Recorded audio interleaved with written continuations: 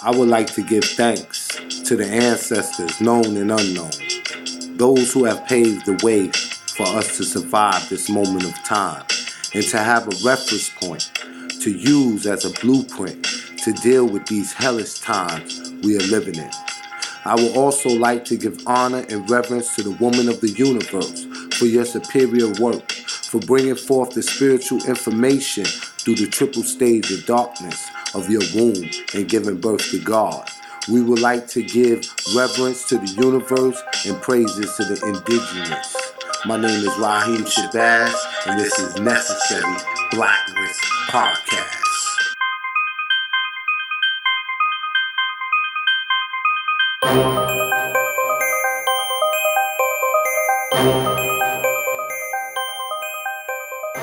Necessary Blackness Podcast, every Wednesday at 6 p.m. with award-winning journalist and filmmaker Raheem Shabazz. This podcast is only for those who are unapologetic, because the mind of the conscious man or woman recognizes no monopoly on truth. Truth is relative and always to be sought. Yo, check out the award-winning docuseries Elementary Genocide. This docuseries provides a critical expose of mass incarceration, the war on drugs, and the connection between slavery, capitalism, and the prison industrial complex. This docuseries features Dr. Umar Johnson, Dr. Boyce Watkins, Dr. Francis Cress-Welsing, Killer Mike, David Banner, Professor James Small, Kaba Kamene, and so many other people. Check out Elementary Genocide, the school-to-prison pipeline, Elementary Genocide 2, the Board of Education versus the Board of Incarceration, and the latest installment, Elementary Genocide 3, the Academic Holocaust. It's all available now at elementarygenocide.com.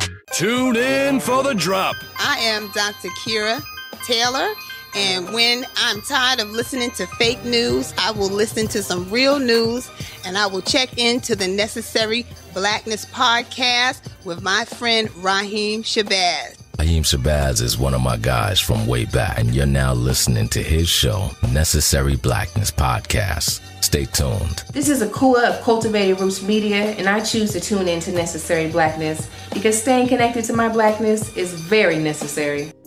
If you want the latest in fashion, check out Gorilla Republic Afro-Indigenous clothing.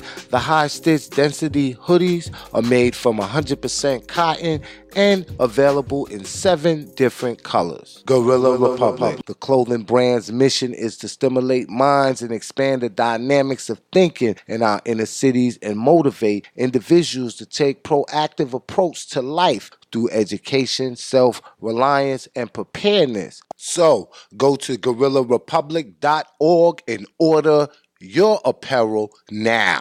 Peace and Black Power. This is Iapo Moyende Ngina, the organizer of the first annual Sovereignty Summit taking place in Tampa, Florida, Sunday, April 8th. This dynamic event will feature a series of hands-on workshops that are going to be pivotal in establishing what sovereignty looks like for Africans in America and abroad. The workshops will be hosted by Professor James Smalls, award-winning documentarian Raheem Shabazz, myself, Iapo Ngina, Oshun Shango, Nkoyo Ojuwoke of the Uhuru Academy, and Brother Michael Muhammad of the local Nation of Islam in Tampa. We will also host performances by Tahir RBG, Luna, Lotus Love, Vintage Tux, and also Nkoyo Ojuwoke. There'll be a dynamic marketplace of Black businesses featured at the event.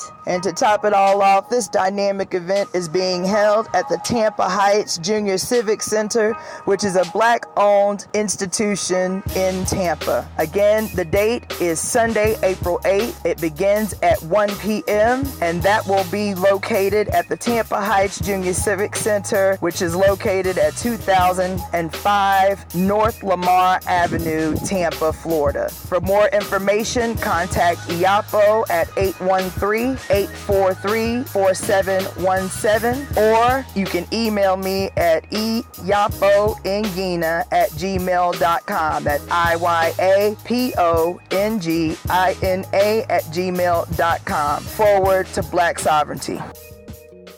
Peace and Black Power family, this is your host, Raheem Shabazz, and I am here for another episode of Necessary Blackness Podcast. I know everybody wants to know what the hell is going on. I've been missing in action, and I have good reason, family. I have been extremely busy. I mean, when I say extremely busy, I mean extremely busy. As many of y'all know, I have been traveling extensively. We have been to Virginia. Shout out to Conscious Planet and House of Consciousness. We've been to DC, Sankofa Video and Books. Then we went to Salisbury, Maryland. Shout out to them brothers and sisters up there. Many of them wasn't expecting me. Only a few knew I was coming through. They was doing a screening, and I just showed up and wound up doing a lecture for about 45 minutes. So that was real good, and the brothers and sisters was very excited to see me. And then from there, I went to New York City, where I got a chance to chop it up with Sonetta of Sonetta TV. And you can go check that interview out on Sonetta's YouTube channel, as well as the Necessary Blackness Podcast YouTube channel. Now, our channel is relatively new, so we need each and every one to please go and subscribe to our YouTube channel. We are trying to get our numbers up in no limit of time. So make sure y'all help us out and get those numbers up. Also, I would like to announce that Elementary Genocide documentary series is nominated for Sonetta TV Awards, and the awards goes down July 7th in New York City. So make sure y'all go support that. Go to Sonetta's page and purchase your tickets now. The next day after that, I was honored to do 3 screenings in one day in Brooklyn at Mega Everest College. Shout out to the brothers and sisters that came out, the students and faculty. That was a monumental moment for me, doing 3 screenings and a lecture in one day. From there, I headed back down to Atlanta. Before I got to Atlanta, I stopped in North Charleston, South Carolina. We did a screening at Central Station. And then from there, I went to Miles College in Fairfield, Alabama. And this has been my 2nd year in a row. Every Black History, the brothers and sisters over there, they definitely make sure that I'm present and my name is on the bill. So shout out to Clarence Muhammad and the brother Demetrius. So I get back in Atlanta. I'm here for a few days, and then I do a screening in College Park at Muhammad's Mosque 15B. Shout out to those brothers and sisters over there. So that's what I've been up to, family. I haven't been over here slacking. I've been busy. In addition to that, as many of y'all know, I am penning a book. So I've been doing a lot of research, a lot of writing, and just trying to stay busy. All right, family. So this week's topic, what we're going to discuss is the situation that's going on in South Africa.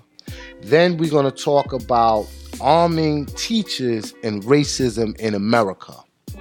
And today, I have my lovely co-host, Shannon. She's in the building with me, and she's going to co-host with me for today. So what's going on, Shannon? How you doing? Welcome to Necessary Blackness Podcast. It's a pleasure to have you here with us today. Hey, Raheem, I'm good. Thanks so much for having me. Your studio is awesome. And again, I'm actually honored to be here. We appreciate everything you do for the community. All your contributions and everything are very much needed. Your voice is needed, and I'm just happy to be here. Thank you. I appreciate that. Now, me and Shannon, we go way back.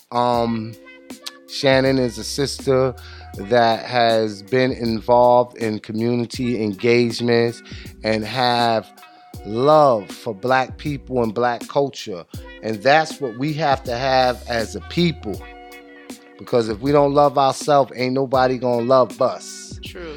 So, we ain't gonna waste no more time. We gonna get right into it. Now, last week, family, South Africa lawmakers, they voted 241 to 83 on a motion to seize the land from white owners, colonizers, and transfer that land back into the hands of black citizens without any financial compensation, and rightfully so.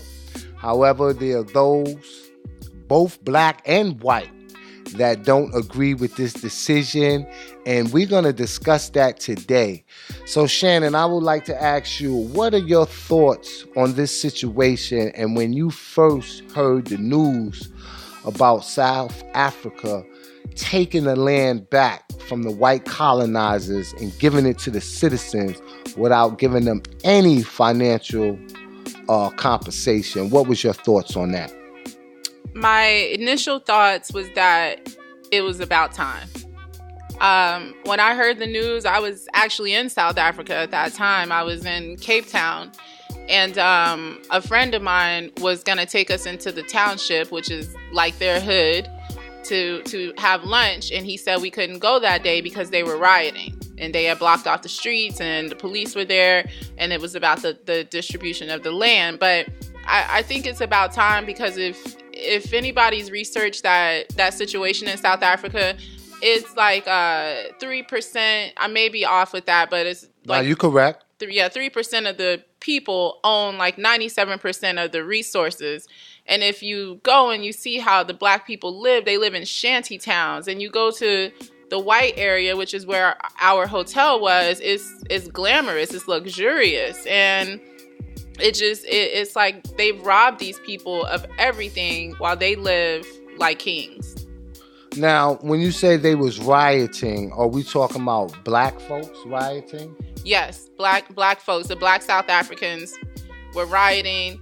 I guess, in America we would say they were tearing up their own neighborhoods, but they were out there burning cars and all types of stuff. It was actually more intense than the riots we might have here, but yes. I don't think it was a riot. I think it was a celebration. Yeah, probably. And they was letting white South Africans know in advance that we're going to get this land back by any means necessary. And what we have to understand, family, is that when you give a person a taste of their own medicine, they will tell the world that you poison them. And that's exactly what's happening in South Africa. Now that blacks are getting the land back that was rightfully theirs, and the white settlers are not getting any compensation, they are telling the world, this is injustice. This shouldn't be done. I had nothing to do with my forefathers taking this land. And let me explain something to you.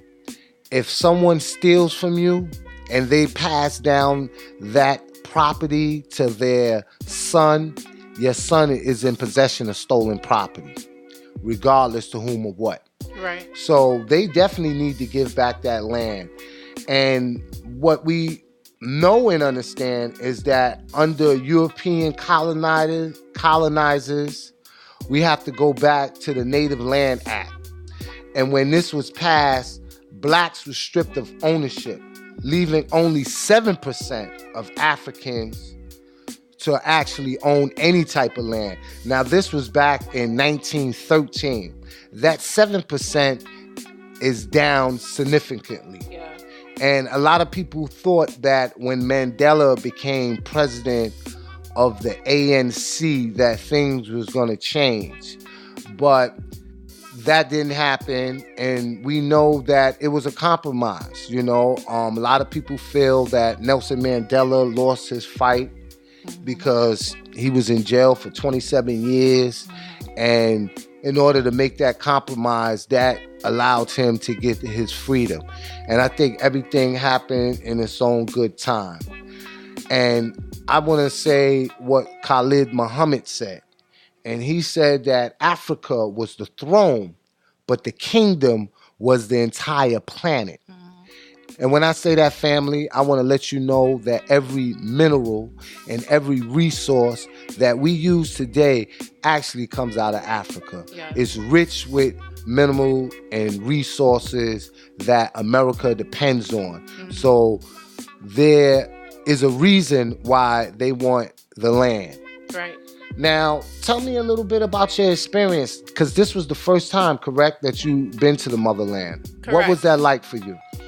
It was very spiritual, actually. When we landed in Africa, I really was almost in tears just to feel like that connection, even though I know most of our ancestors probably didn't come from South Africa, but just to be on a continent, period, was spiritual for me. But it quickly became a sad experience, though, once we got there, and like all the black people were in service roles. Like all the black people were, cleaning or serving the food, and we didn't really see a lot of black people with wealth. We did see one neighborhood that was considered like middle class, that they said was mixed with white and black. But otherwise, everything that was designated for the black people were run down, what they call shanty towns. And another thing that was going on was they had supposedly a water shortage, which they warned us about before we went. So we actually traveled with a suitcase full of water because we thought there would be a water shortage. However, where we were staying, there was no water shortage. And we came to find out the water shortage was only in the black neighborhoods. And they were actually turning the water off on these people for certain hours during the day, like between 5 p.m. and 10 p.m. There was no water for them. But over in where the white people live, there was no water turn off. That's a shame. And you know what? Shout out to the economic freedom fighters, because they are the political party that is behind taking back the land from the white colonizers. And these are the same individuals when that H&M ad came out. They destroyed that store in South Africa. Black people are waking up and they are not having it. And white America is in an uproar because they know, the days of rulership over black lives is coming to an end. And when that happens, white people, they make it seem like equality feels like oppression when they're used to white privilege. So by them having to relinquish the land back to its original owners, they are screaming that this is racism, we being oppressed. And there was even a petition. Did you see the petition that was online? Yeah, I saw it. What do you think about that? And do you think that Trump will actually allow white South Africans to come to America and seek asylum? And if so, do you think that's something that should be done? I do think Trump will allow it. A lot of them have been turned away. Canada has turned them away.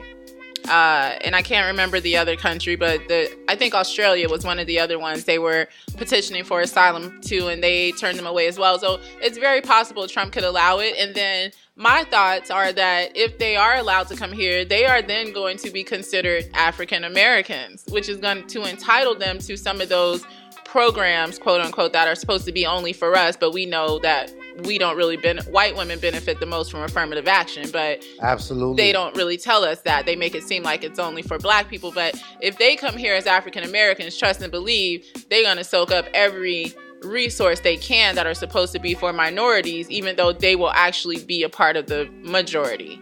Wow, wouldn't that be something? They will come over here and on their employment application, they will put African American and they are white as snow. Yep. But the only thing that's going to be the difference and the deciding factor between them and actual African Americans that live here is that we are going to still be considered niggas and they not. Right. That's crazy. Yep. Now, everyone is screaming Wakanda forever. But what about Africa today? Right.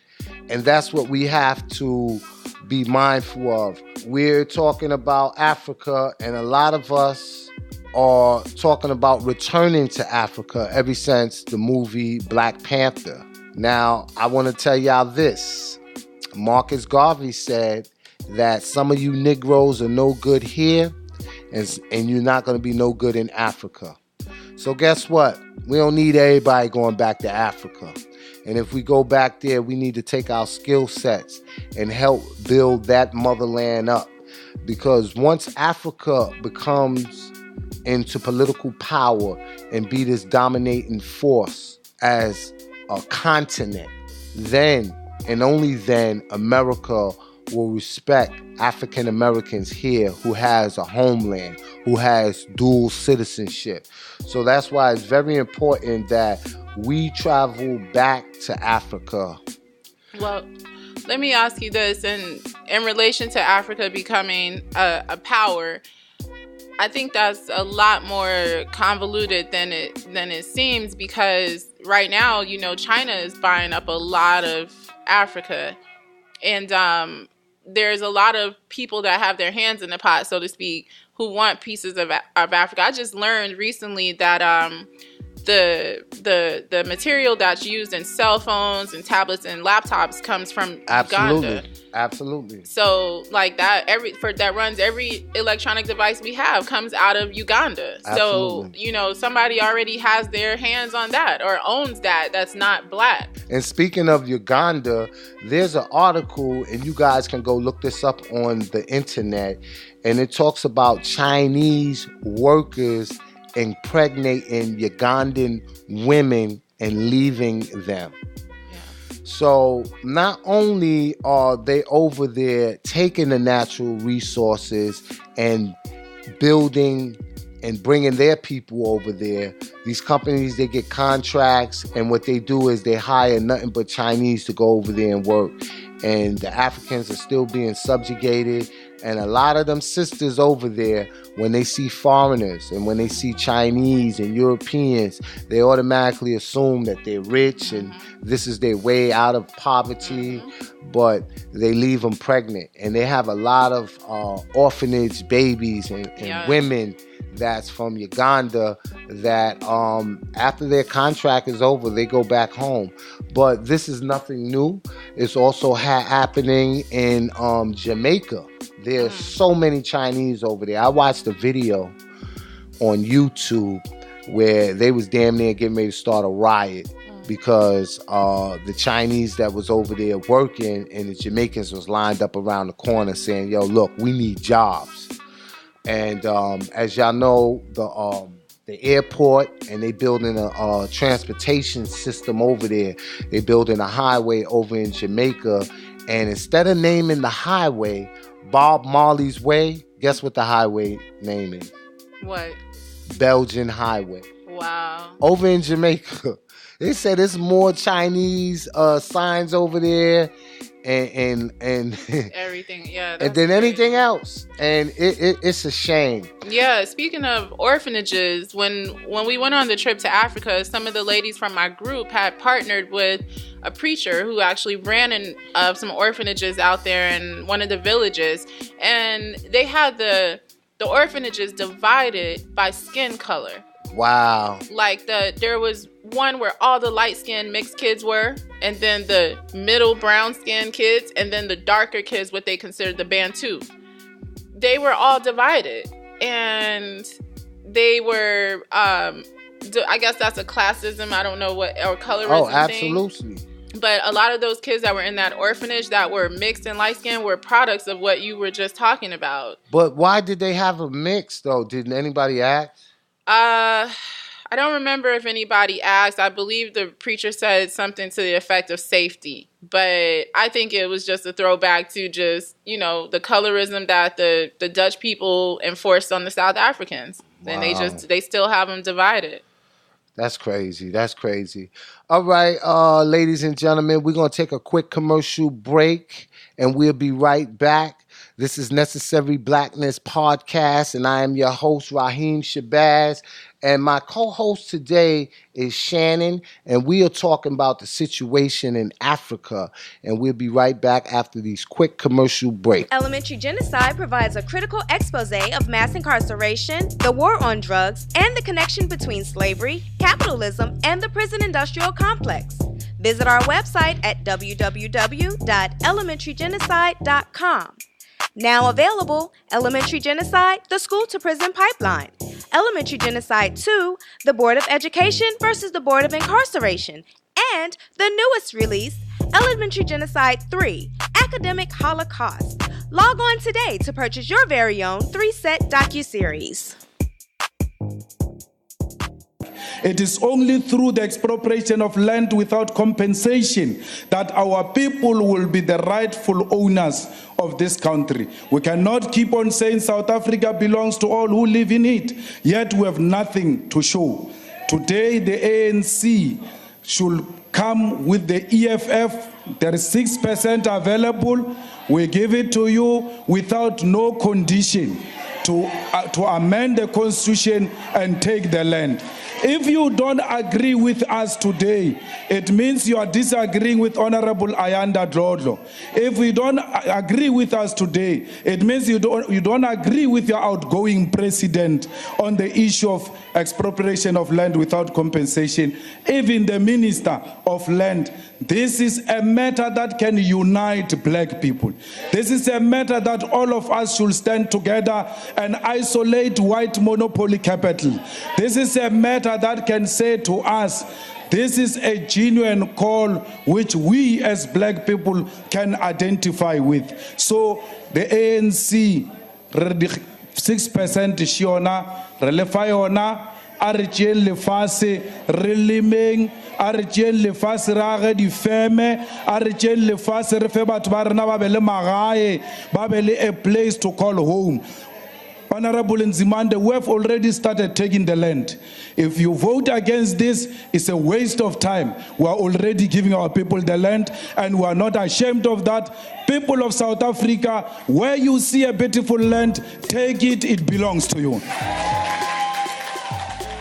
Okay, we are back from our commercial break. Real quickly, I want to tell everybody, make sure, if you don't already have Elementary Genocide 1, the School to Prison Pipeline, Elementary Genocide 2, the Board of Education versus the Board of Incarceration, and Elementary Genocide 3, Academic Holocaust, make sure you get that. You can get it on our website at elementarygenocide.com. If you prefer to go to Amazon, make sure you leave us a favorable review.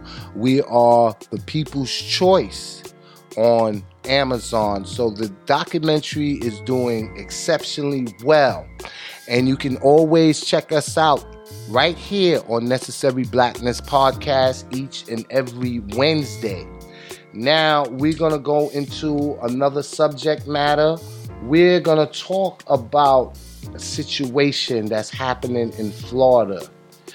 And this situation involves a white teacher who has a white nationalist podcast called Unapologetic, right? And in her podcast, she argues that science proves that certain races are smarter than others. And she brags about teaching her students about white nationalism in her classroom. She has since been outed and has been fired from her school. But I want to warn you, family, she got caught. How many other white nationalists are actually occupying the classrooms? The FBI has released a report stating that white nationalists has infiltrated law enforcement. That was several years ago, and we see that is prevalent today. And now they are in the classroom teaching your kids. So, Shannon, I know you heard about this latest breaking news. When you first heard about it, what was your thoughts?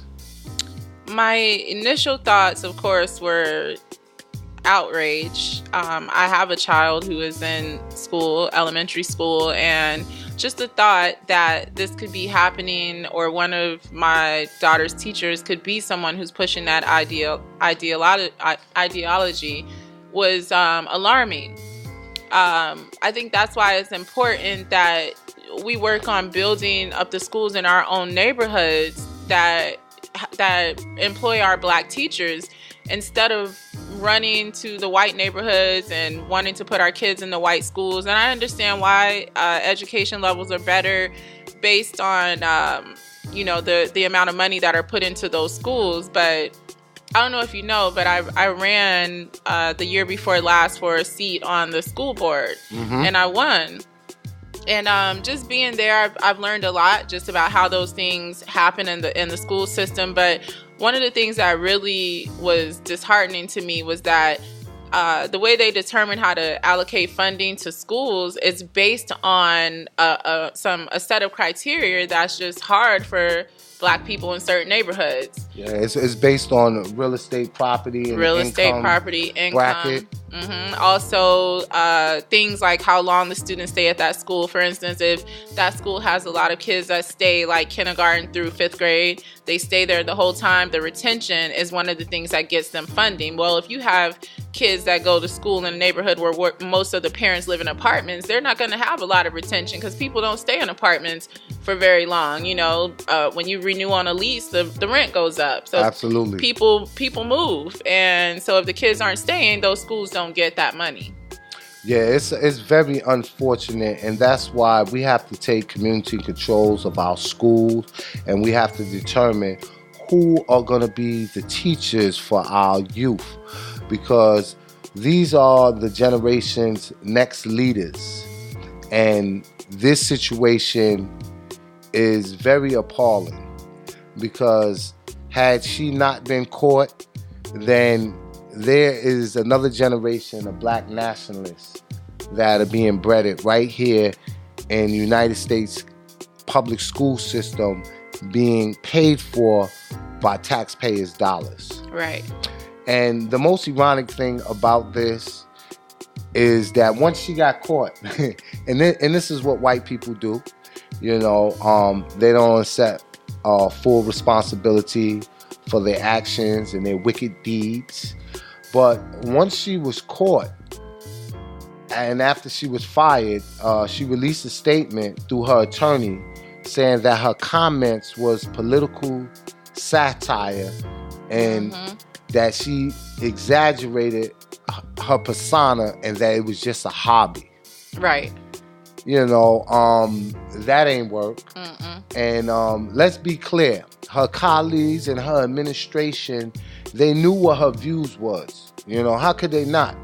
And for those who are employed in the public and private sector, you know the views of who your co-workers are.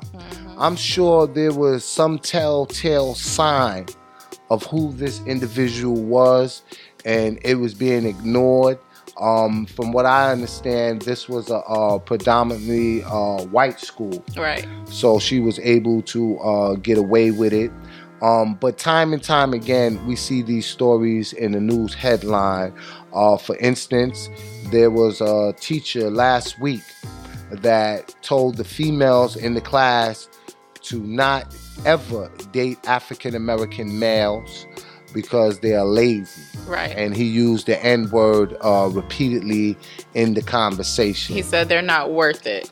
Yeah. And what did they give him? A 10-day suspension? 10 days. 10 days. So he will be back in the classroom in front of that chalkboard teaching your children.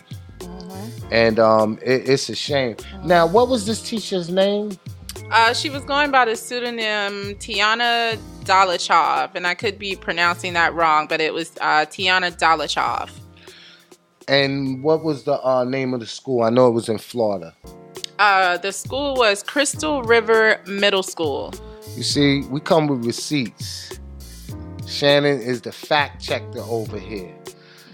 So now, we speaking of schools. Now, recently, President Trump said that he will give teachers who are armed a bonus on their paycheck. But the problem is most teachers in America don't even have enough money for school supplies. But you can give them a bonus on their paycheck. Now, this is the problem with that. We already discussed in numerous podcasts and extensively in the documentary the disparity in the suspension and the criminalization of our youth from the school to the prison pipeline, and how a lot of black youth are being adjudicated juvenile delinquents from situations that happen in school. So a lot of these schools are being run and taught by white males specifically. And I don't know if you know this, but 75% of white teachers run the school system and teachers in the school system. Out of that 75%, 25% are married to law enforcement officers. So here it is, you have the white teacher that mentally miseducates you, and you have the white male that physically locks you up. So now you want to have armed teachers in classrooms. And Florida, by the way, just passed a bill that allows teachers now to be armed in the school. Wow. That just happened in several other states are trying to adopt that legislation. So when this does happen, and it's gonna happen, family, the people that are gonna feel the blunt of this situation are black youth. You know, they already look at us as super predators and unwillful, defiant, where you probably being unruly or talking back, you know, as they call, you know, with females, being sassy to the teacher. They can pull out a gun now and they can shoot you and say they was fearful for their life. Right. You know, this is not gonna stop terrorism attacks. As you see, they have resource officers in the school, and terrorists still come in there and shoot up the school. So if you have officers, as in Parkland, that didn't even go inside the school and stayed outside, and they're trained, what do you think a teacher is going to do? So what are your thoughts on that? I agree with what you're saying. The people who are going to really suffer from that arming the teachers are going to be the black youth. We've already seen examples of extreme discipline against the black youth. I don't remember which state this happened in, but where the resource officer flipped the black girl over in the desk. Yeah, that was South Carolina. That was South Carolina, yeah. And I don't think he lost his job either. Oh, absolutely not. So, and everybody, not everybody, I should say, white people defended it and said, oh, she was disrespectful, which still didn't warrant what he did to her. But just think, if the teacher was armed and was able to pull out a weapon, she might have died that day. Just for getting smart or being disrespectful or not following directions, which we know kids will do sometimes. But as we've often seen, black kids are not allowed to be kids. White kids get passes on so many things and is considered just being a kid or they're still learning. But black kids are expected to be obedient at all times, or else they could be at risk of losing their lives. So now, instead of just suspending unruly students, the government wants to arm teachers so that they can give out the ultimate punishment, which is death by gunshot wounds coming from someone that's supposed to be nurturing your mind, that's going to be in a position to physically take your life. And this is happening right here in the land of the home. And what is it? The land of the home of the free, land of the brave. Nah, I don't even remember it because it has no truth or validity. Right. So yeah, that's what we living in right now, and it's a shame because we are trained in a racist system on how it treats us to what we're willing to accept. And that's how this system is judged. Whatever you're willing to accept, that's what they're going to do. And white supremacy don't operate without black compliance. So what you have to do, parents, is you have to be proactive in the school board. And Shannon talked about being on the school board. If we don't show up and our voices are not heard, then you're going to have policies like this in place. And we also need to become teachers and caretakers in our community. You know, we have to do it, family. Right. So, Shannon, what else do you want to talk about? I think to even piggyback off that about being proactive in our schools, we don't give ourselves enough credit because when I attend a lot of the PTA meetings and the school board meetings, sometimes it's standing room only.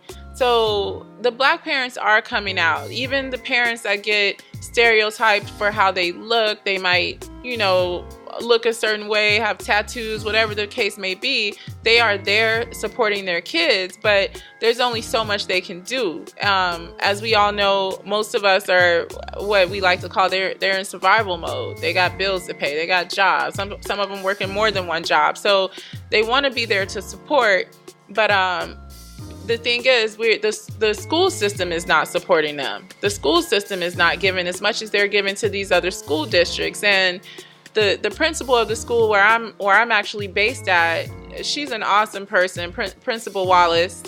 Shout out to her over in East Point. She is doing so much, but she pointed out something to me that while she was petitioning the school board for parenting classes and resources to help the parents find jobs, we got schools over in Sandy Springs who were petitioning for money to hire a Japanese teacher. So that just a disparity there. Like, they're going to be being taught a second language while we're over here trying to help the parents find employment. I think finding employment for parents is very important because we know that once a family has someone that's gainfully employed, they're able to have access to certain resources, but also having that second language is another determining factor on what type of job you're going to get when you enter the workforce, and doing it at a younger age in their formative years is very, very, very important. So that's why we have to take back control of our schools. And if we can't take back control of our school systems, then we need to become the teacher. And we need to start homeschooling our kids, because as you see, they're not going to do this in a public school.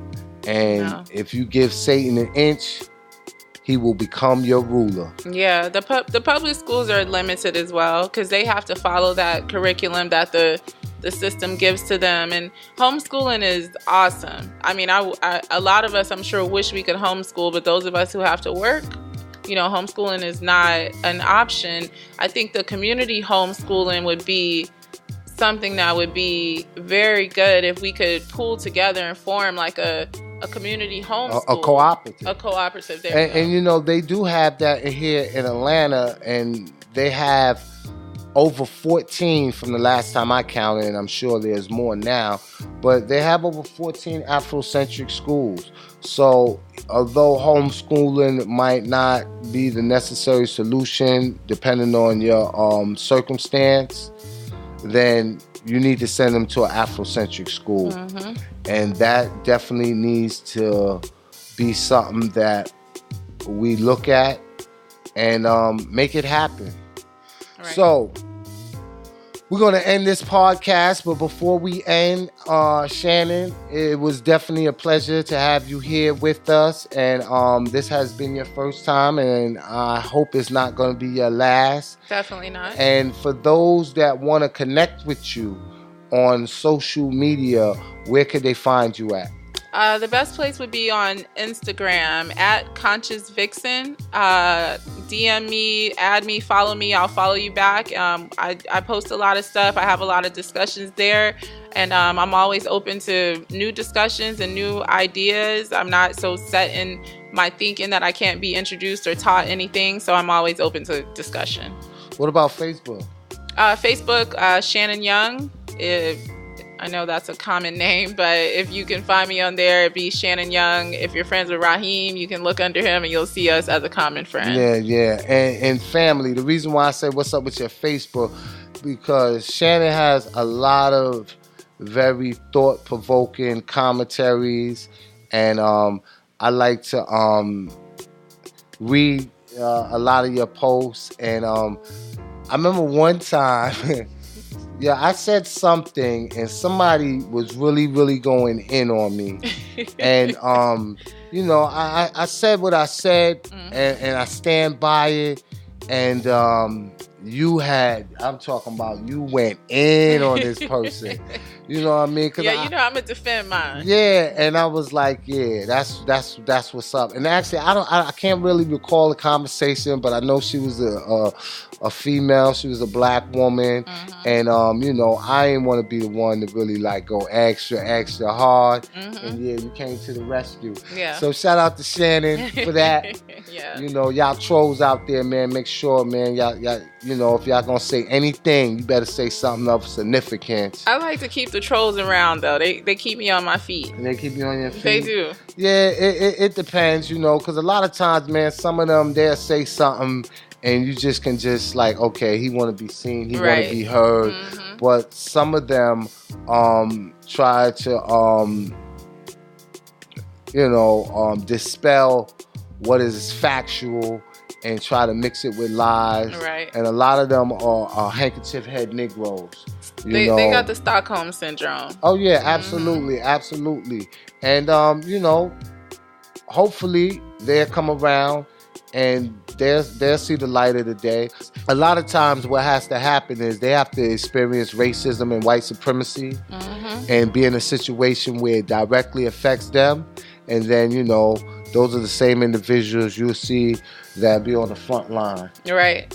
And so that's it for us right here on Necessary Blackness Podcast. Make sure you check us out each and every Wednesday at 6 p.m. You can check us out on iTunes. You can check us out on Google Play. You can check us out on Spreaker.